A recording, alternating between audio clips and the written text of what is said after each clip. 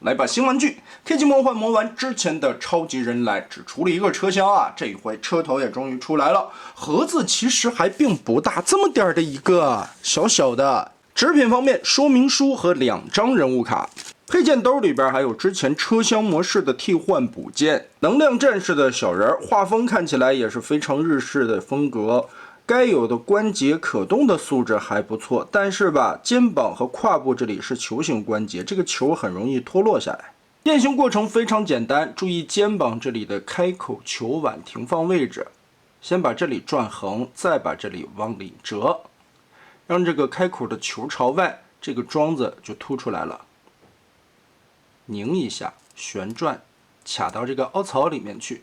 然后我们需要做的是打开胯部这一块的遮挡位置，让这个裆部旋转180度。但在这个过程中啊，胯部的这个球关轴是很容易脱落的，你看又掉下来了。好，我们再把2条腿装上，接着把脚后跟旋转过来，拧180度脚丫子，90度贴合到小腿内侧，然后我们打开旋转。往后弯折90度，这里会出现一个卡槽，和前方这里进行连接。最后把这个裙甲裤裆这里再盖上。咋说呢？其实这一款小人做的造型挺好啊，就是这些球关的位置如果再结实点就好了。这样也就变成了它的能量胸甲。然后我们来看玩具的本体，一个双开门造型的擎天柱。其实说它是擎天柱还有点不太合理啊。美日版方面对于这个角色的定义其实是有出入的。日版这边嘛，它就是人来，是一个长得很像擎天柱的其他造型的机器人，没有自主的意识啊，是靠这个玩意儿的本体去控制的。说白了，这是一个驾驶的机甲。但是在美版这边呢，又变成了超级擎天柱。咋说呢？就相当于擎天柱进化的 Plus 版本。但是我个人来说，对于这个设定接受的还是非常的不爽的。所以我个人感觉，所谓的 G1时代，在我这里的定义就只到了美版的98集之后，外加一个宇宙大帝的大电影。仅此而已，其他的那剧情瞎鸡巴魔改，纯粹就是为了卖玩具和卖后续的重图愣传出来的。其实 G1的98集本身就是一个动画的广告嘛，可至少它在当时制作的时候还算那么有一点点的逻辑，后边这个就根本就不符合逻辑了。到了头领战士时代就各种放魔法了呗，到了后续的其他的什么隐者战士啦、胜利之斗争了，更是已经剧情设定混合的一塌糊涂。很多人都讲究变形金刚到了后期就开始吃设定、吃书啥的。其实我想说的是，它本身来说它就没设定，它也没书。你也别跟他讲什么设定了、比例了啥，这些都是后续的这些编剧们在后边的漫画也好、衍生作品也好后着补加上去的。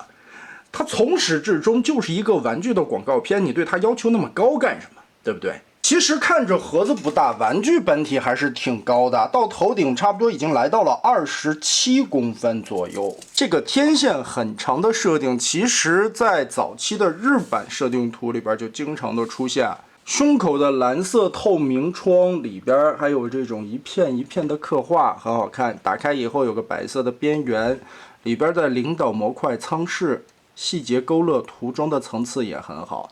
但是这个领导模块是个金色的，和我们概念中的那个金银配的不同。中间也是蓝色的透明零件材质。但是吧，这款在变形的过程中，这个领导模块舱其实还不能放进去，因为你把它塞进去以后，就会影响到脑袋的一个天线收纳。独立的脖子关节，点头抬头360度旋转，并且能左右的歪头。电镀处理的腹部进气格栅闪闪亮亮，很漂亮。再加上后背这里长长的烟囱，后背这里整块车头的刻画，以及缩窄的这个电镀的保险杠，其实这个也算是符合动画片里边的一设定了。肩膀这里平举，齿轮关节360度旋转，齿轮还是挺清脆的，还设计了独立的蝴蝶关节。二头肌360度，胳膊肘这个地方是两段的关节，曲臂的幅度非常的大。但当你折到这个角度的时候，如果想把它贴平也可以，就得拆开后边这一块了。这是一个变形的结构，卡扣是锁死的。手掌这里有一个外抬的关节，360度的旋转。大拇指和食指这里边的可动范围很多，下3指是连在一起的，中间也有2段转轴。腰部旋转，齿轮关节360度没有问题，独立的弯腰关节，但是在这个地方弯下来会出现脱肉很明显的现象。前轮这里设定成了侧裙甲，根部的轴也是可以来回的活动。前后踢腿，齿轮关节支撑稳定性很好。侧举这里也是齿轮，不过左右关节的齿间距比较大，而且打开以后中间会有一点点的虚位。大腿根部左右旋转，膝盖135度，2段的齿轮关节，并且这里也不会脱肉。脚部整脚的左右接地，同时脚尖这里还可以点起来，多一个活动的关节，并且腿部这里也是包裹的严严实实，并没有任何的透胶空洞现象。腿部还有大量的合金零件，起到一个很好的配重效果。唯一让人不爽的可能就是肩膀侧面的这2个折叠的边儿。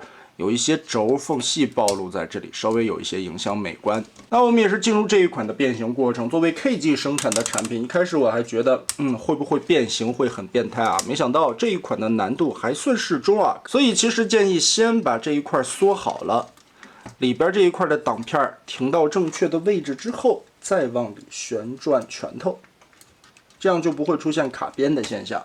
胳膊的变形，先顺着2头肌的关节向后旋转180度，拆开上方的蝴蝶关节，把这个地方的锁钩打开，折回去。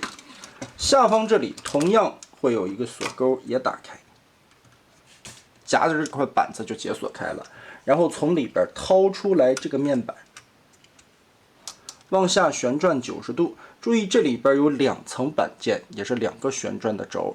说白了呀，我们只需要转动中间的这一块，把这个红色的横杠翻过去就好了。接着往开撇，打开里边的车门和后边这一块延展出来的小片儿。在肚子里边这里还有一个小的挡肉片儿，从驾驶舱里折叠出来，往下放。横着插的时候，这里会出现一个扣子，把这里跟上方结合，锁住。好，驾驶室内部这里就腾开了空间。我们这个时候需要把胸口打开，领导模块掏出来。就像刚才说的，领导模块如果放在身体里一体变形的话，会影响到头部的收纳。接着把这领导模块舱90度放进去。这一块有点不好的设计是啥呢？你在车变人的时候啊，很不容易把这个地方抠出来，没有什么施力的位置，所以还得从驾驶舱的下面这里用个小棍子撬一下，把它顶起来。这个时候我们就可以把头扭正，顺着这一块，注意天线的夹角，调正了，把它缩进去，盖胸板。注意这个时候再从红色的大臂根部这里旋转贴上来，中间有卡扣进行连接。侧面这里和电镀的零件又有一个卡扣连接，维度锁定。再打开小臂外侧这里的2个插桩，全部调好之后，左右对插结合。关车门的时候，先把后边的这一条放下来，注意根部这里有一个小的扣子，别挡住门板。腰部这里有一个滑槽，我们往后推一下，整个把它搓到底，抬起来。接着90度翻开的时候，轮子在侧面这里有个双段的关节，提一下，把它搓上去，锁住。前方的这一块电镀的 A 左右掰开，下方这里是有一个转轴的，我们腾开一些空间。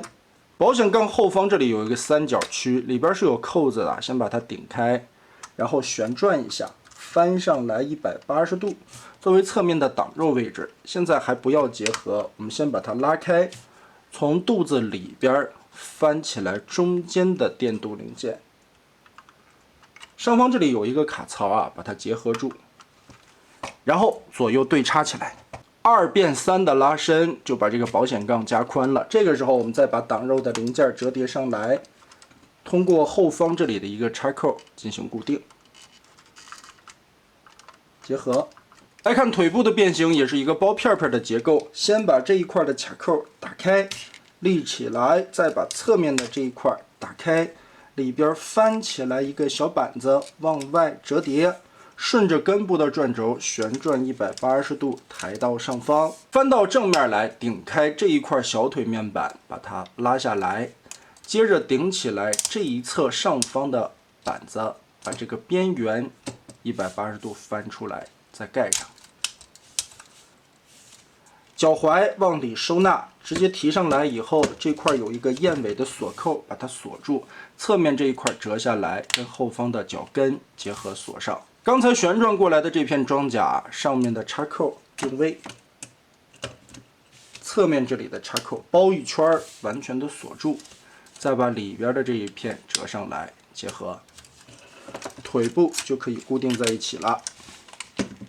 最后一步腰部折叠，我们先把这两块往开撇一点点，90度翻上来挂上。侧面这里裙甲内侧的咬钩再锁上。最后整理一下，这一款的车型就变形完成了。可以看到包裹的完整度是非常不错的，车头这一块缝隙对得很准，而且是很正的一个方方的感觉啊。后边这里看拖挂的位置也是整整齐齐，因为设定的关系啊，这个并不是擎天柱的后边的2对轮子，它只有一个。这个是对的，轮子用了合金的轮毂，橡胶的轮胎，变形到位的话，推车滚动也是非常丝滑的。车厢的接口在这个位置直接套合上去就行了。车门可以打开，里边驾驶室有一些内饰的刻画，同时掰开的这一面，你的小人变成人形也可以坐在里边，这个空间是完全够用的。当然，为了还原动画里边的能量胸甲，它这一块进气格栅里边是一个弹簧，压进去会出现2个扣子，我们就可以把小人儿卡在这儿，压进去还是非常紧实的，嘎巴一声，扣起来的效果也不错。当然，如果你想解放出来的时候，边缘这里有一个扣子，按着点儿，哇，就可以很大力的把这小人射出去。哥们儿，你疼不疼？所以变成车头的模式就是这个样子了，还挺不错的吧？这个车型的还原度也好了，规整程度也好了，都可以啊。而且其实我挺喜欢的是它这一块的前保险杠2变3的这么一个延长设计，以及双腿变拖挂的后边这一块，虽然是不怎么高级的片片包裹设计，但是处理完的效果还非常不错，包括车尾灯的刻画以及后背这种整齐的感觉。玩具的做工素质方面来说也是非常不错的啊，该用尼龙用尼龙，该用合金用合金，整体的一个用料素质来说也是相当不错的。透过镜头你也能看到这块塑料面板上面的这些光泽感，还有就是全部零件都上了漆，所以看起来发色的效果会很不错。